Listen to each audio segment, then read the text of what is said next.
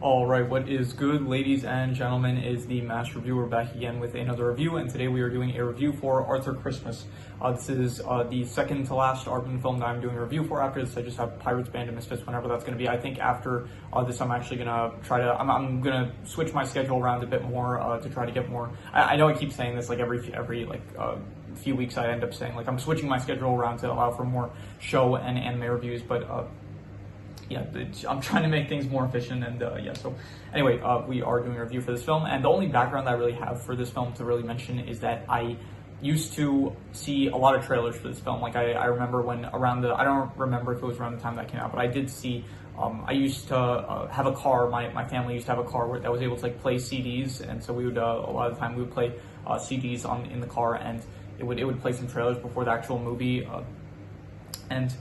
this was a trailer that came up a lot, so I did actually watch the trailer for this film pretty often, and it was a good trailer. So, but yeah, so I did finally end up seeing the film, and so let us just get into it. Starting off with the plot, and the plot of the film is that it's basically that it's kind of stupid, really. It's like Arthur is the son of Santa Claus, and Santa, he runs this like whole operation. It's kind of different than how they used to do things. They used to be much more like classical Santa mythology, but now it's like all they've improved upon the operation with technology. So they end up going through a night of Christmas. Everyone gets their presents delivered, but then one present specifically just doesn't end up getting delivered. And this is really stupid because the present that is supposed to get delivered, it's supposed to get delivered to England. This takes place in the North Pole because like that's where Santa lives.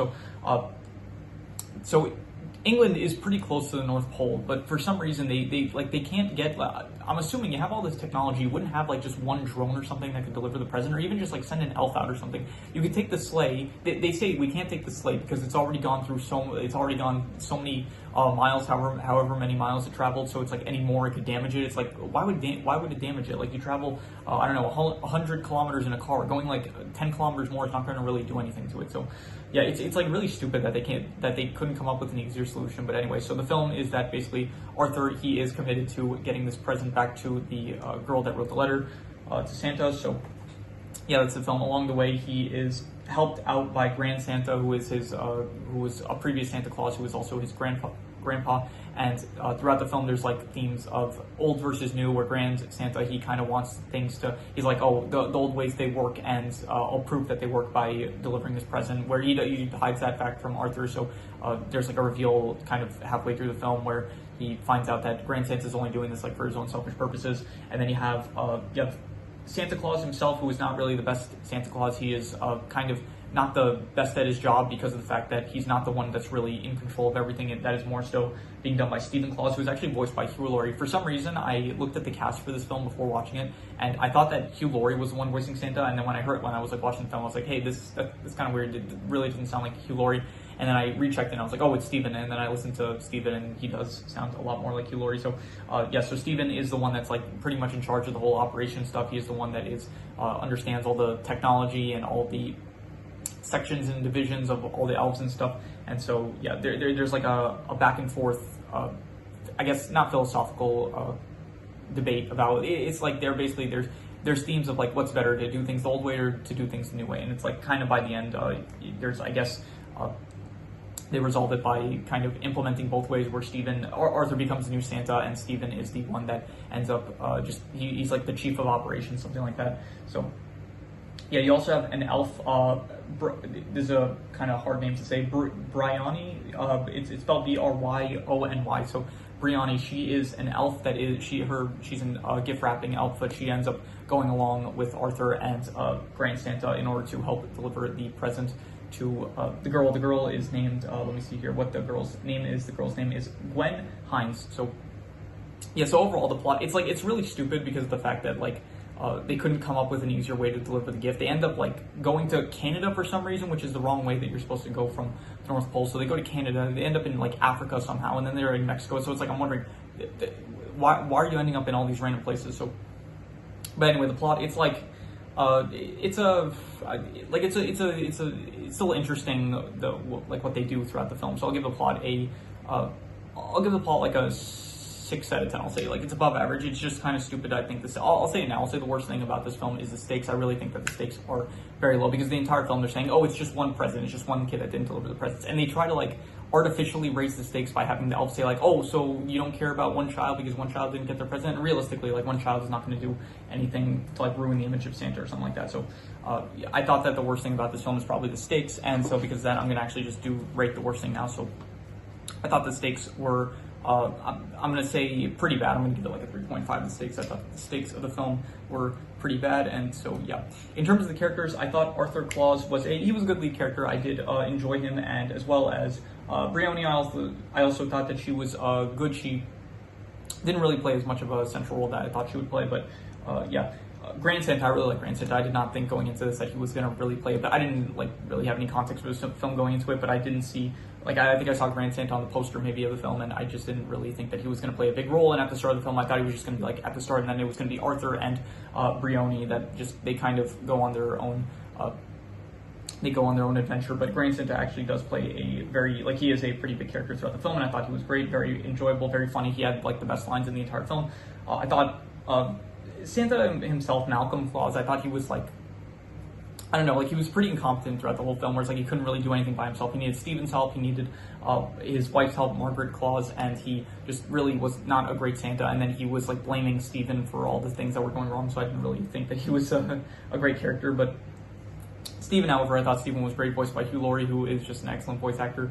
His character himself is also really good, where it's like he is the one that is trying to, like, he is the one that's basically keeping everything afloat, the entire Christmas operation. But then because he doesn't have the Christmas spirit in him, and he's very calculating and less so, I guess, passionate about the holidays compared to Arthur. So because of that, there's like an interesting like struggle of who is going to be the successor to Santa. Will it be it's not really who will be, but it's more so like, will Stephen end up inheriting the position of Santa Claus? Because at the start of the film, he thinks he is about to become the new Santa, but then Malcolm is like, I can't wait to do this next year. So clearly, Malcolm, he does not want to give up the position of Santa. Stephen thinks that it's his time to become the successor, and Arthur does not even think of himself as a candidate until eventually at the end of the film, where he does end up becoming the new Santa Claus. And Grand Santa, he's not really like trying to become the new Santa Claus. He's just trying to prove that his ways of being Santa still work in the modern era, I guess. So overall, the characters, I would say, are, I'd go very good. I'd say 7.5. I did enjoy all the characters. I thought that they were all very good. I'd say everyone served their role pretty well. There's also like all the extra elves in the background that are not as, there's no, like, I guess there's Peter, who's the one that helps out Stephen, but no one worth mentioning. So yeah. In terms of the settings, you do see some pretty different settings. You do see like the North Pole, which I think the actual base of operations of the whole Christmas thing, I think it looks very cool. It's very got this nice like white aesthetic to it that I think works very well. And other than that, there was the actual North Pole area, which was fine. It wasn't the best in my opinion, but you had Africa, which was pretty cool. You had Mexico, which was also fine. You had England. I thought like all the locations they worked, I guess. It was really empty. Like for some reason, there was like no one out at night, which you would think that there's people that still are out at night, even if it's like no matter what hour it is. But especially places like Canada, like the entire city of Canada, you just saw no people. So it did feel a bit empty at times. But overall, I'd say the settings were, I'd go like between a 6 to a 6.5, between above average and good. I'm going to give it good just for like the whole base of operations of all the elves and Santa and stuff. So in terms of the art style, this is Aardman, and this is definitely the Aardman film that feels the most different, because this is not, I don't think this is claymation. This might be claymation, I'm not sure, but this is definitely the film with the most unique art style out of any Aardman film, and it does not even really feel like an Aardman film. It is drastically different from anything that Aardman had produced up to this point and will have continued to produce after this. So, but I think it works. I think like Grand Santa, he looks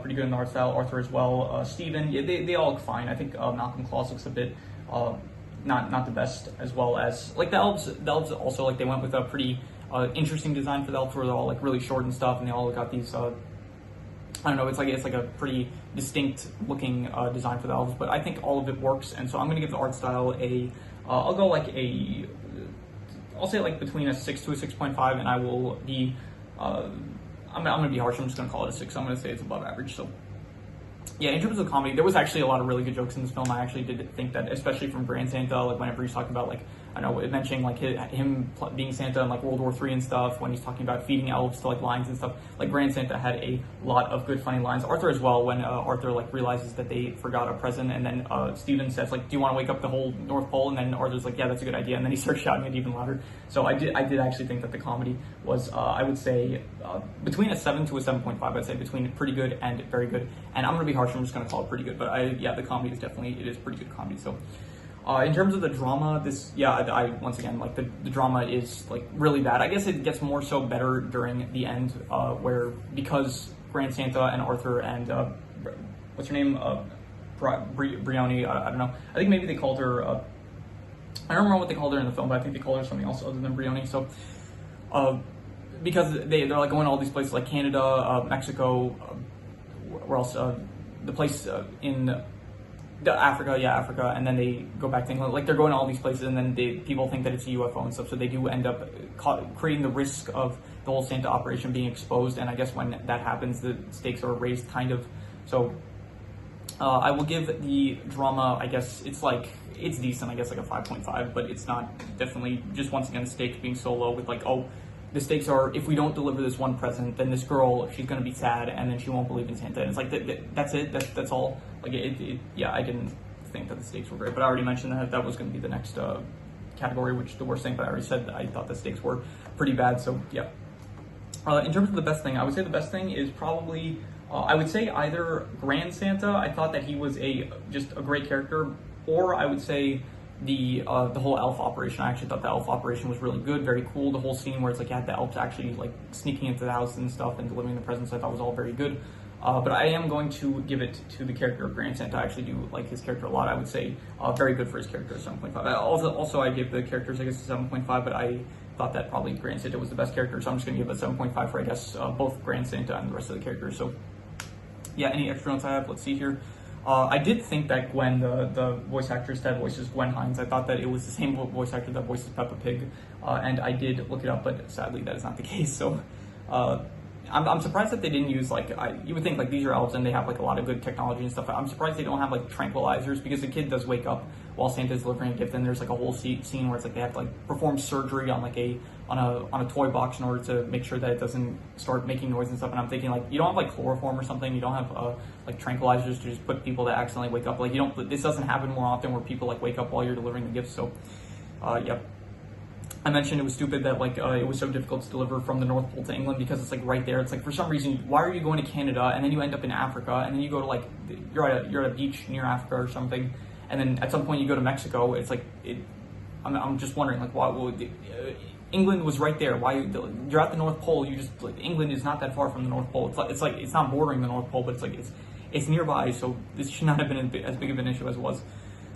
There was a weird scene where it's like Arthur's all of a sudden he like realizes like, hey, we can still deliver the gift, like all hope's not lost, because she's not expecting my dad to deliver it, or like grandpa or something. She's just expecting Santa to deliver it, and she doesn't know who Santa is. So it's like suddenly like he switches up his personality, where it's like, okay, he kind of lost all hope, but then he's like, hey, we can still deliver the gift because she's not going to know who it is that is delivering it. Because I'm thinking to myself like, yeah, but you didn't think that through like the first time. Like the whole thing was that you're trying to deliver the gift, and so it's like, but did he think before that she would know who they were? So I thought that was weird. So another thing, they have to deliver the gifts all in one night, and I'm assuming like because of time zones it works differently or something like that. But the entire movie, it's like basically at the very start of the film they finish delivering all the gifts, but then they still have like the entire rest of the film time to deliver the gifts before time runs out. So I don't understand, like they finished delivering all of the gifts at the very start of the film, and then you still have the rest of the film, which is like the time that they have to deliver this one last gift. So I'm thinking like they finished delivering all this and they still had like 12 hours to spare, like like 2 billion presents to kids and stuff. So yeah, just another nitpicky kind of thing. If you hear noise, because I'm getting some notification on my phone that I'm gonna have to check. So yeah, so that is all the external side. So I'm going to do the calculations. So King Crimson. All right, so it ends up coming out to about a 6 out of 10, which would be above average, and I think I would give it a bit higher than that. I think I would give it probably between like a 6.5 to a 7. I think it's between good and pretty good, and I don't think I would give a definitive answer. I think I'm just going to call it between good and pretty good, so a 6.5 to a 7. So yeah, that is pretty much all there is to it. So if you have any recommendations, any shows, movies, video game stories, anime, web series, anything that you want me to review, leave it in the comments and I will maybe possibly check it out. But with that said, that is pretty much all there is to it. So let's leave it at that.